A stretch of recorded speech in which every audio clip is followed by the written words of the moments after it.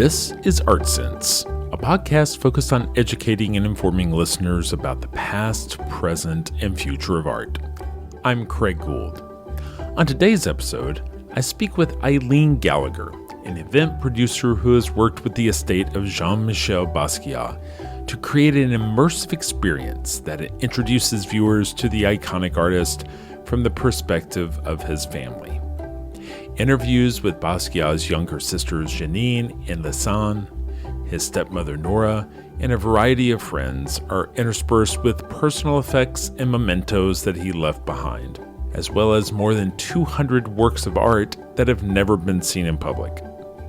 The exhibit launches April 9th at the Starrett-Lehigh Building in Chelsea, with a companion book available this spring wherever you buy books. At the end of the episode, I'll take a look at some of the week's top art headlines.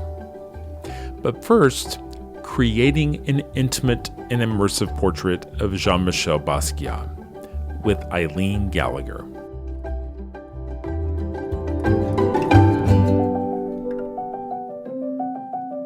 Ileen Gallagher, thank you for joining me today on the Art Sense podcast to talk about the new exciting exhibit that's coming up this spring in New York, which is Jean-Michel Basquiat, King Pleasure.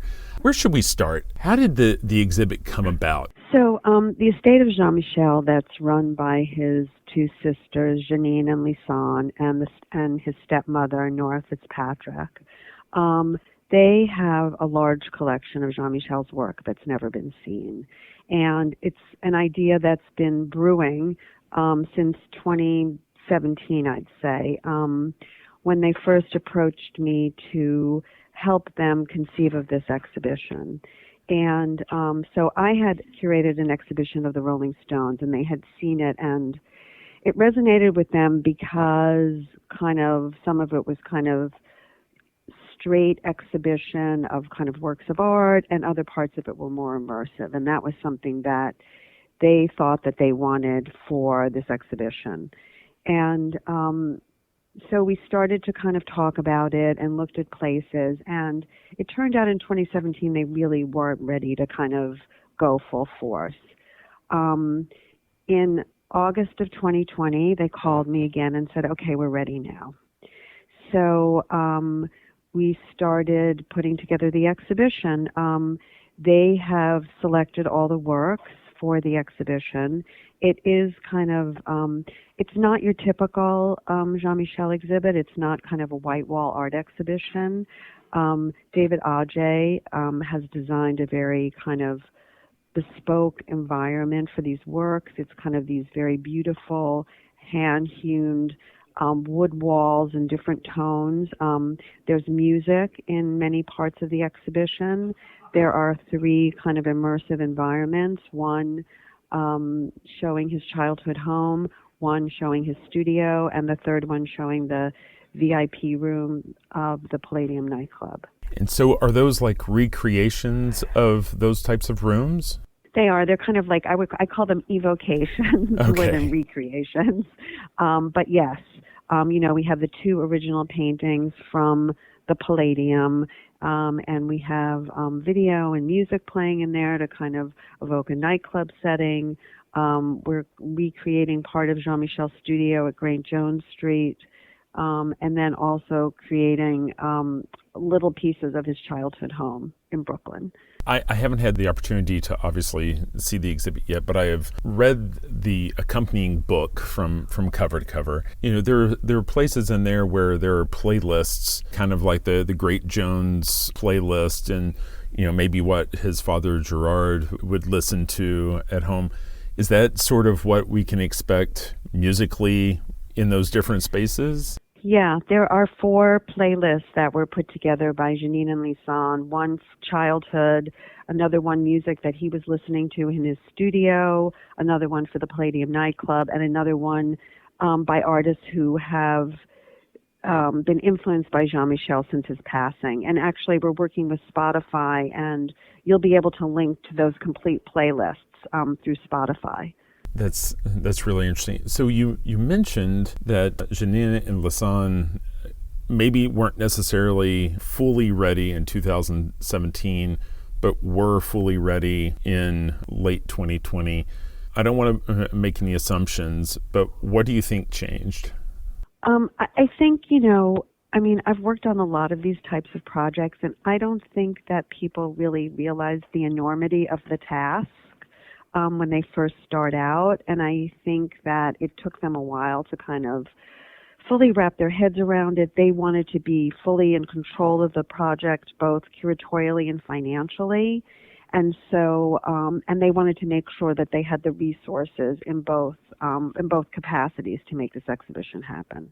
That kind of leads me to another question, which is, it seems like traditionally we would think of this sort of exhibit being held in conjunction with a specific museum. And what circumstances led the estate to choose the private path? Well, because they wanted to control the narrative, and they are the curators of the project, and they didn't want a museum to kind of take over the narrative. I mean, the most important thing about this project, I think, is that it's the family presenting the story of Jean-Michel. It's not any outsider. It's the people who knew him the best, telling his story and showing his artwork and providing kind of a window into his life and his work that has never been seen before. And so so in order to do that, they just felt that a museum would kind of subsume, many parts of this project, and they wanted complete autonomy. As I went through the King Pleasure accompanying book, it's obvious that it's a very intimate, loving portrait of a family member, right? Mm-hmm. And the text that I'm reading in that book, does that wind up on the museum wall, or is there audio of conversations with the sisters? How is that presented to the viewer? So the exhibition is divided into different sections, and there's introductory text information for each section. There's also video interviews with various members of friends and family who knew Jean-Michel that are also kind of interwoven into the exhibition. So in the childhood section, there's interviews with Jeanine and Lisane and some other childhood friends. In the studio, actually, there's video of Jean-Michel painting that's projected onto the walls. In another part of the gallery, there are videos about Jean-Michel becoming famous, when he was famous. And then there are also, there's a legacy video that talks about kind of his impact and his life. So there are quite a few kind of videos that add another layer of information for visitors. The book is laid out in obviously those chronological orders, and you get to the end, and it's apparent that in the tragic aftermath of his passing, the family had to pack up everything from that residence because it was a leased space, and the landlord wanted that space back. All that artwork and personal effects were moved into a warehouse. Yep. I can't imagine even just what all that includes. What are some of the more interesting things that you had to sift through to figure out whether you or the family wanted to be part of the exhibit? Because I imagine there was a whole array of things, right? Yeah, there were a lot of personal effects, and a lot of them will be included in the exhibition. I mean, there's some wonderful notes. There's objects that he collected from his trip to Africa and other travels that will also be included in the exhibition. His bicycle, which is legendary, that he kind of rode around New York because he had trouble catching a cab. That's included in the exhibition. One of the things I found the most fascinating was that Jean-Michel was a consumer of culture. On many levels, music, movies, books, and there was quite a vast collection of all of those things. But the one thing, there were hundreds and hundreds of videotapes of movies. And they're cataloged in the book, but it's an absolute fascinating list, and I was just really taken with it. It's pretty much every great movie from, the 60s, 70s, 80s, and all the way back to the turn of the century, actually. So pretty amazing.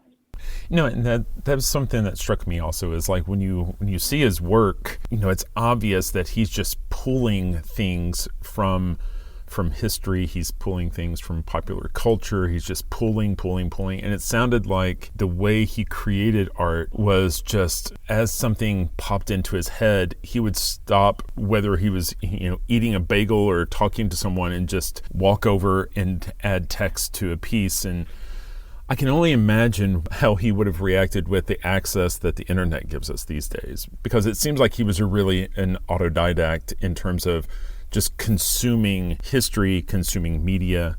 Yeah, no, I think that that's very true. I mean, I think you kind of hit the nail on the head, that he was kind of influenced by so many different things, and he had such a vast knowledge of so many things.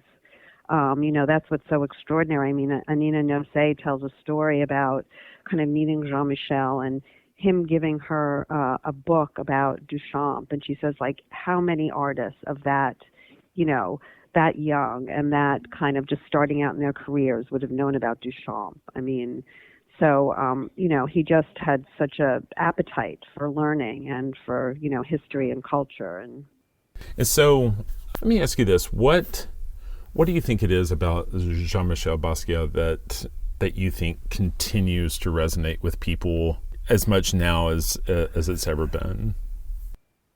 I think it's because, first of all, aesthetically, his work is pretty phenomenal. But I think also the references in his work, and kind of the more that you look at them, the more you learn, and the more aha moments that you have. I mean, they're so kind of deeply layered that, they just continually kind of teach you new things. I mean, I learned kind of so much just kind of working with Jeanine and Lisane, looking at his paintings. It was pretty phenomenal. And I think also, there's a mythology around him. And I think, the thing that's so unique about this project is that kind of his story has been told by so many different people in so many different ways. And this is really the first time that the family is really is telling the story in a way that it needs to be told. And it's never been told like this before. You've seen this version of the story, and I'm sure you've seen Radiant Child and different versions, of the story. How do you sense this story looking or feeling different? Is it just the intimate nature, or what do you think? I mean, I think it's that, but it's also that, this story is really being told by Jean-Michel and the family. I mean, before this, like every other exhibition was being told by a curator or being told by somebody who knew him, and it was more about them than it was about Jean-Michel and the family. And this project is really about Jean-Michel and the people that knew him very well and intimately. So that's what I think is really the difference. My impression is that to do your job successfully, you kind of have to find the narrative, right? And what is the story that you find as you go through the exhibit? I mean, is there just one story, or is it just memories and commemoration? And what is the story? Well, I mean, the story is about kind of growing up and kind of setting the stage for growing up in Brooklyn, living in Puerto Rico for several years, kind of the family dynamic, Jean-Michel's roots, and his relationship with members of his family. And then, it really starts to talk about, his creative process and kind of this all-consuming passion to create art. And, there's other, threads about kind of like nightlife and New York City and, kind of all of these things are kind of woven through the narrative. When you enter the exhibition, the first part of the exhibition is called 1960, the year he was born. So that kind of like sets you up for kind of his very early years. And there's family movies of him as a baby. And then you move into Kings County, which is kind of really his formative years and growing up in Brooklyn. And then you move into kind of World Famous and Blue Ribbon. And World Famous is his kind of emergence into the art world. And Blue Ribbon are the works of art that Lisane and Jeanine consider to be masterpieces in their collection.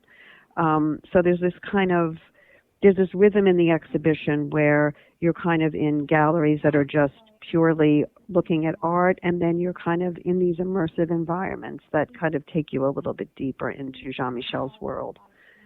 Let me ask you, in the course of sitting down with the family to go through all of the possible incarnations, is there a favorite piece or part of the exhibit that, really resonated with you?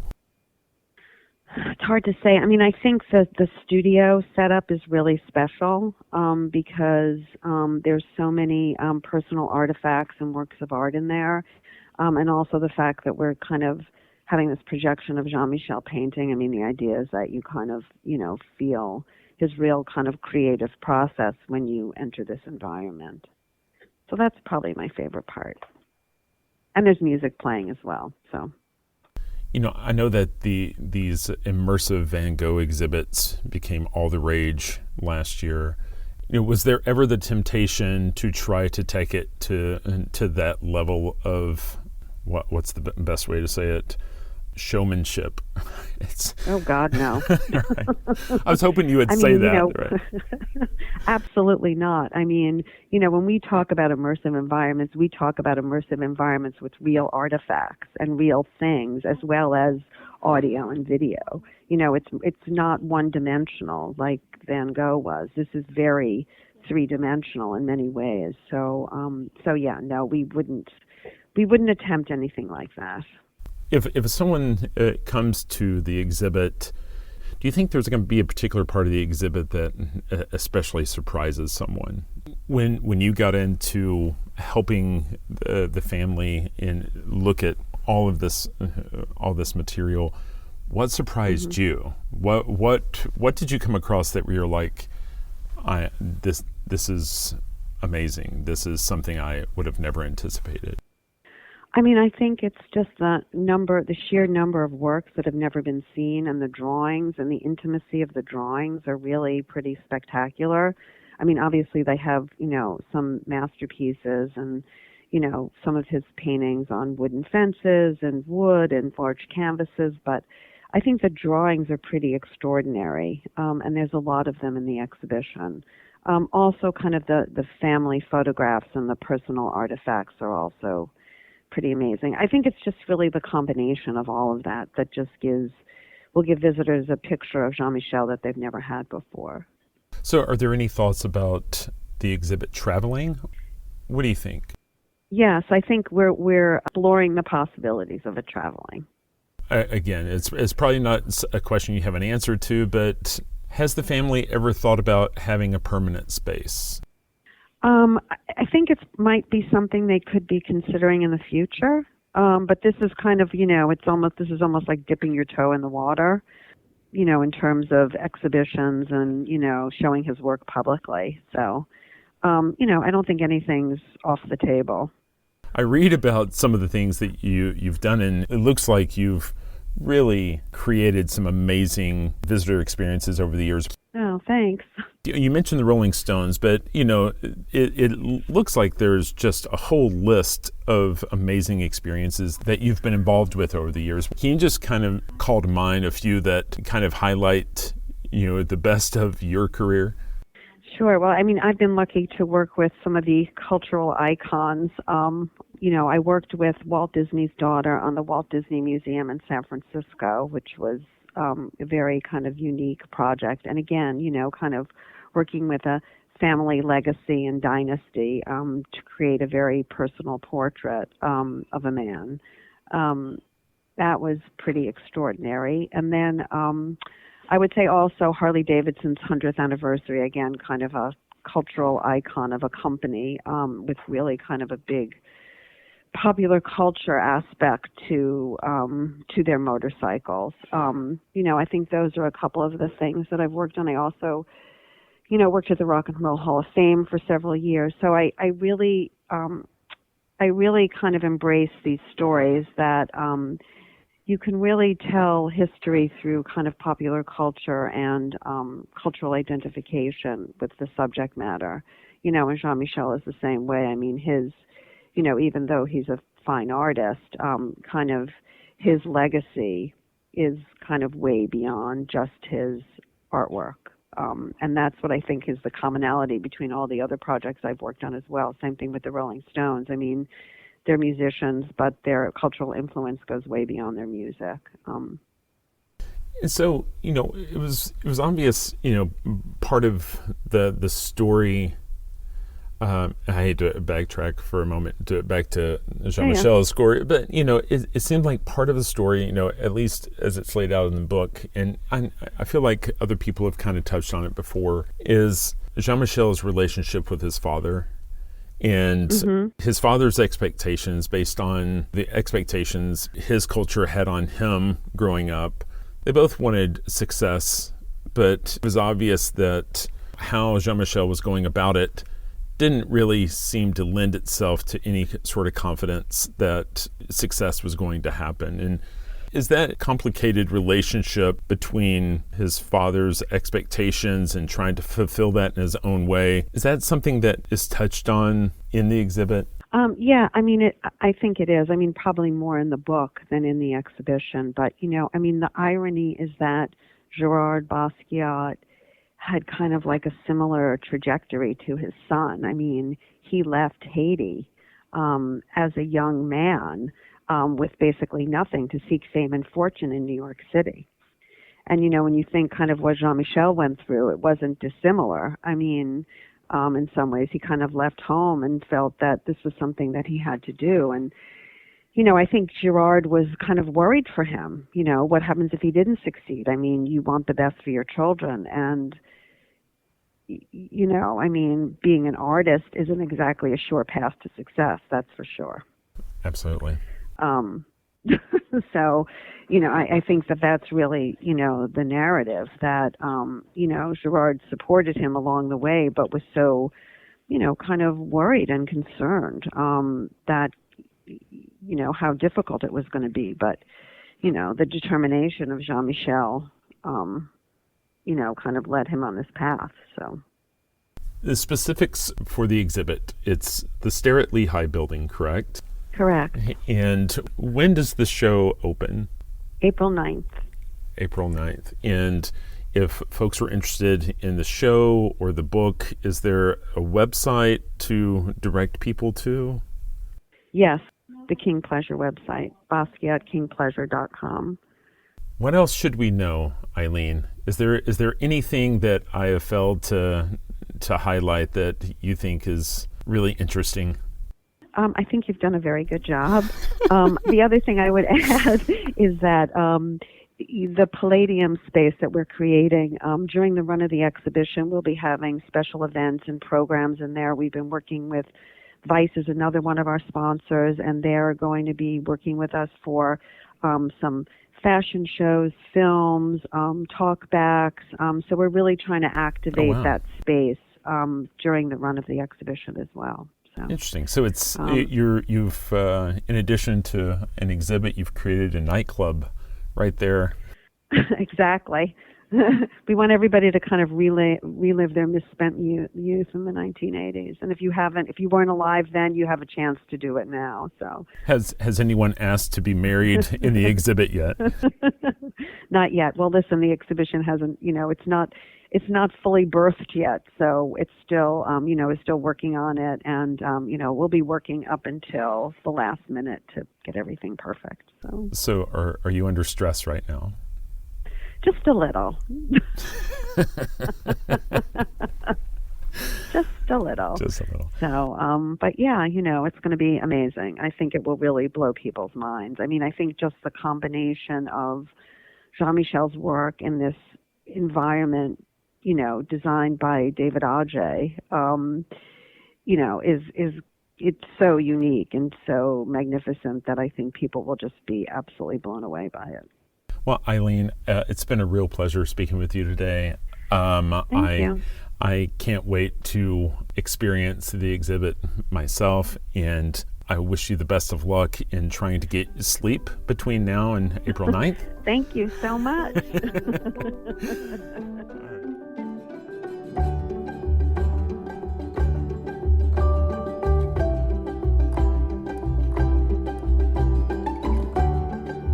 And now, the news.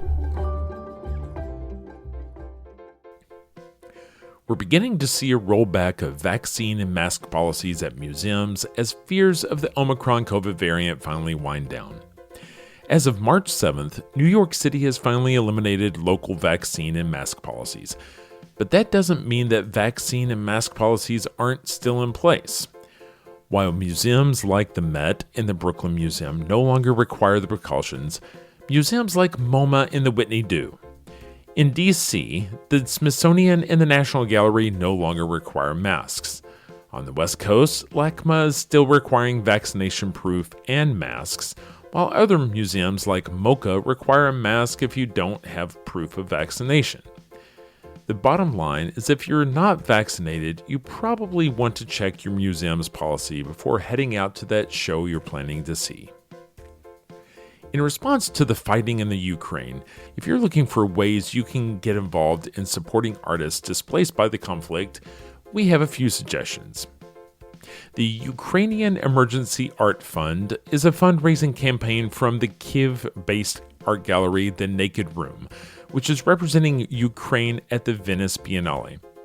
Funds from the campaign will go directly to aid Ukrainian artists and culture workers.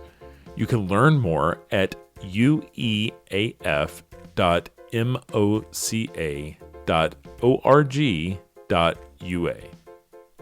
The folks behind the Art Support Pledge have created the Ukraine Support Pledge on Instagram.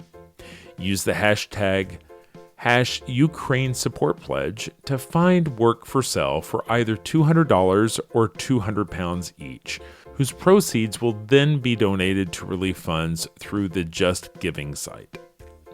The France-based Galerie Poguet is currently holding a sale of work by one of its artists who resides in Kyiv and is currently taking refuge there in an art gallery that had previously been a Soviet-era bomb shelter. Proceeds of the sale of works by Nikita Kadan will benefit the artist and an emergency relief fund. You can get more details at GALERIEPOGGI.com.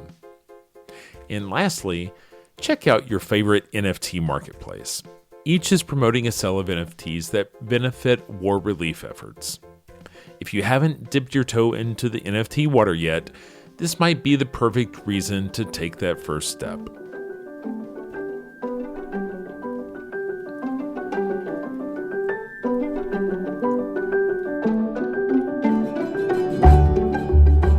That's all the time we have for this week.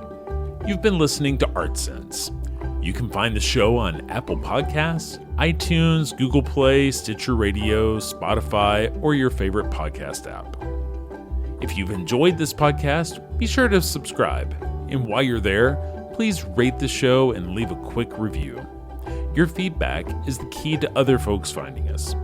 And if you'd like to see images related to the conversation, read the transcript, and find other bonus features, you can go to canvia.art and click on the podcast tab. If you'd like to reach out to me, you can email me at craig@canvia.art. Thanks for listening.